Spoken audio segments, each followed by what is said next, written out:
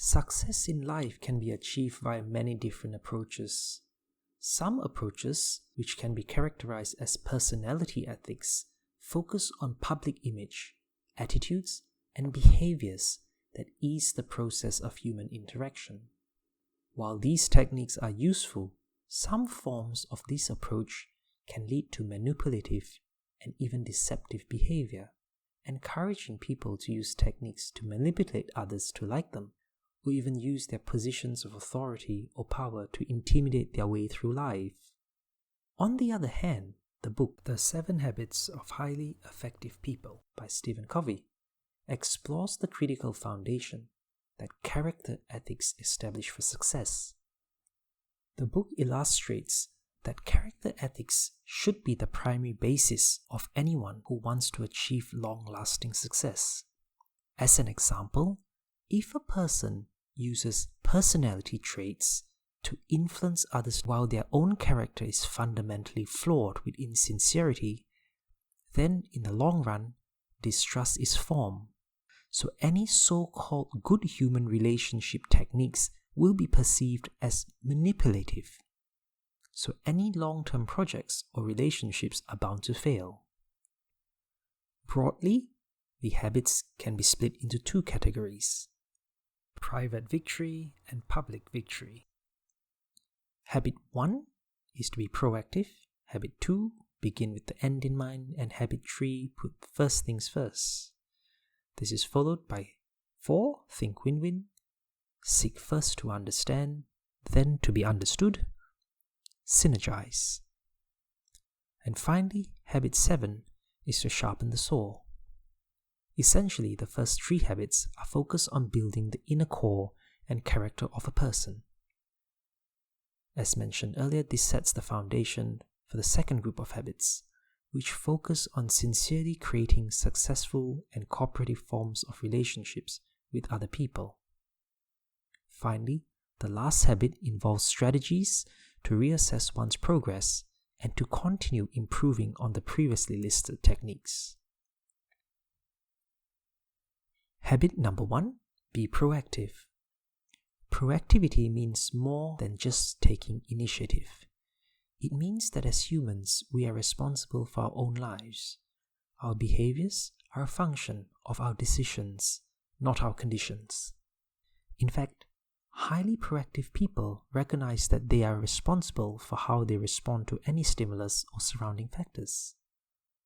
For example, if faced with a difficult situation, a proactive person will take a value-based approach to act and not react to the problem.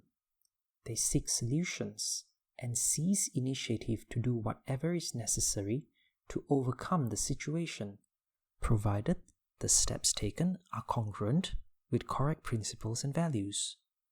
Proactive people control the words and languages they use.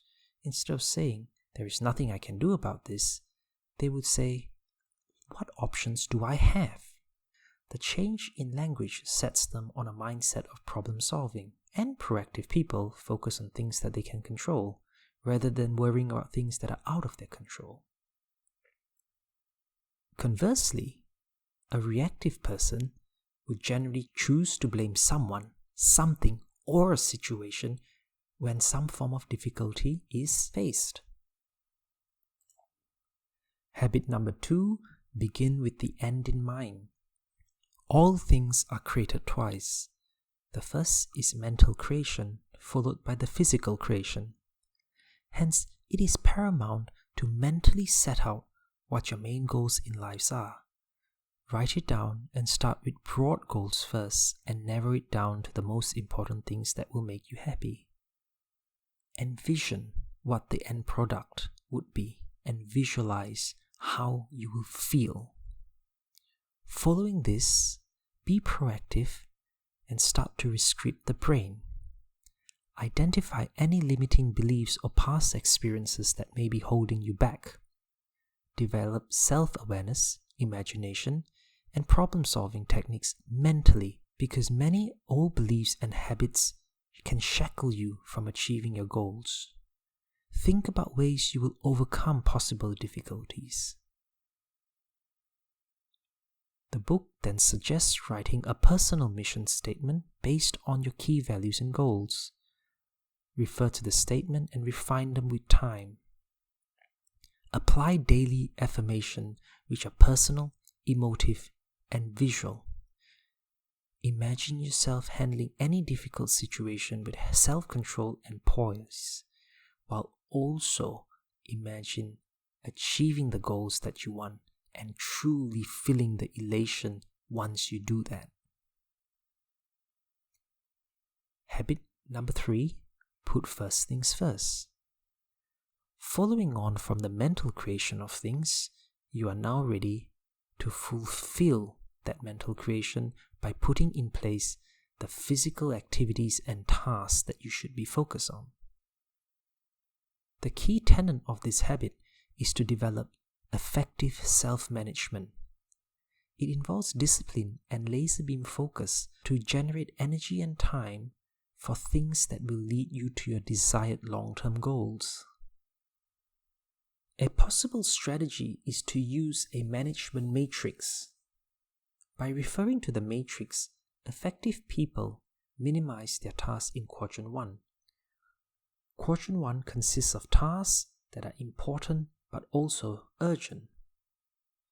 Now the problem is, if you have too many tasks and too much focus in issues relating to Quadrant 1, this can become all-consuming, whereby your life will revolve around crisis management and deadline-driven activities. The constant need to put out fires will eventually wear you down, and this can lead to a very unhealthy spiral. Tasks in Quadrant 3 can be another trap, so it is important to have proper perspective, where you will come to realize if some tasks are actually unimportant and should not be given much attention or immediate effort. The same can be said about Quadrant 4. Highly effective people focus on Quadrant 2. These tasks are focused on things that one can do in their personal and professional life, which in the long run will make tremendous positive impact. The slight danger is that these tasks are not considered urgent and do not need immediate attention. So there is the risk that one may put them off for a later date. Someday, one day. So this is why it is so important to have Habit 2 down pat, whereby you have mentally identified your goals and then identified the events and tasks linked to your mission statement. With this in mind, you can then schedule your week ahead of time by putting aside time for any task from Quadrant 2 first. This will prevent other activities from interrupting your plans, and you can adjust your week accordingly to minimize wastage of time, energy, and resources. Habit number 4, think win-win. This habit focuses on the paradigm of interdependence. Interdependence should not be confused as being dependent upon others. Rather, it is the coming together of independent individuals to work in a harmonious and productive manner. Some interactions tend to be a win-lose or lose-win situation, and unfortunately such exchanges are not healthy, for it leaves the losing party resentful, and it is unlikely that long-term productivity can be sustained. Rather, attempt to strive for a win-win situation, where both parties feel like they have something to benefit from. To achieve this, all parties must demonstrate appropriate character underpinned with integrity and maturity. Have an abundance mindset, whereby the belief is that there is more than enough for everyone to gain. Set out to track accountability and specify consequences prior to establishing any agreement, so that way everything is out in the open and all parties are fully aware of their commitments. Ultimately, a win-win situation grows out of a high-trust relationship. It truly is a way that effectively clarifies and manages expectations in a supportive system. Habit number 5, seek first to understand and then to be understood. Communication is a crucial skill, and a fundamental aspect is the art of listening. Listening does not mean being attentive and being able to recount every single word that has been said. Rather, one should develop the skill of empathic listening. Empathic listening involves identifying not just the logic, but also the underlying emotion of the person. Of course, our own perceptions can impact our understanding of what has been expressed. Hence, one must be sincere and put aside any preconceived prejudice during a discussion. Focus on what the other person has to say, and following this, rephrase the content and reflect on the feeling. Don't judge, don't probe, and don't advise. Once the other party has expressed their words and thoughts, confirm that you truly understand what they are saying with them. This will help establish trust that you are really sincere in listening and understanding what the other person has said. Now that you have truly understood the other person's concern, seek to be understood. To do this, we need to take a few steps back and reflect on a Greek philosophy. Ethos, pathos, and logos. Ethos is your personal credibility, the faith others have in you and your integrity. Pathos is linked to the feeling that you are in alignment with the other person's thoughts and communication. Finally, logos, the logic, the reasoning behind your presentation. So to be understood, don't dive straight into the logical part of the discussion. Rather, by your practices and reputation, it is hoped that your personal credibility opens up the doorway for effective communication, followed by the to and fro nature of empathic listening. Once you have the first two elements to be understood, finally, the delivery of your point of view and the actual logic of the discussion can be fully comprehended by the other party. Habit number 6, synergize. Synergistic communication allows people to value differences in opinion. Make no mistake, this isn't about compromising, but rather it is focused on truly valuing differences of opinions that people bring into any interaction. In fact, with an open mind, one can recognize one's own limitations in their thoughts and perception, and it can be truly a rich resource available through the interaction of hearts and minds. To carry out this habit effectively, push aside any preconceived ideas prior to any discussion.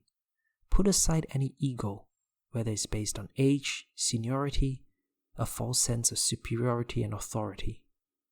Give credit to differences in opinion and truly reflect on these differences. Remember that life is not always dichotomous. There's always another alternative. Other aspects of building synergy is to not only focus on the driving forces to achieve results, but to also identify and eliminate any restraining forces that impede progress. For example, any negative emotions or distrust from prior interactions can prevent future purposeful exchange. So unless such restraining forces are eliminated, any systems or any processes put in place are still unlikely to generate successful discussion in the current state. Sharpen the saw. Habit number 7. Now this habit is focused on recharging and renewing one's physical, spiritual, social, and mental well-being. In our pursuit for improvement, it is easy to neglect certain aspects of our lives, so it is important to take care of one's well-being through proper food, nutrition, rest, and relaxation. In addition, take time to reflect on how we are going on the various aspects of the previous habits. Are they getting you to the bigger goals that you had set out? Don't be afraid to track your progress and honestly evaluate how you are going. Then take steps to modify your approaches until you see the desired progress. In conclusion, the 7 habits are not sequential. Rather, they are synergistic and complementary to each other. Work on all aspects simultaneously. Trust me, the process can be confronting, challenging, and at times quite difficult. But seek not perfection, but the joy of continued growth and progress. And with the right mindset and fortitude, you are truly on the journey of becoming a highly effective individual. I hope you enjoyed this video. If you did, please consider subscribing and hitting the notification button. Leave me a comment or like. Here's to your success, and see you in the next video.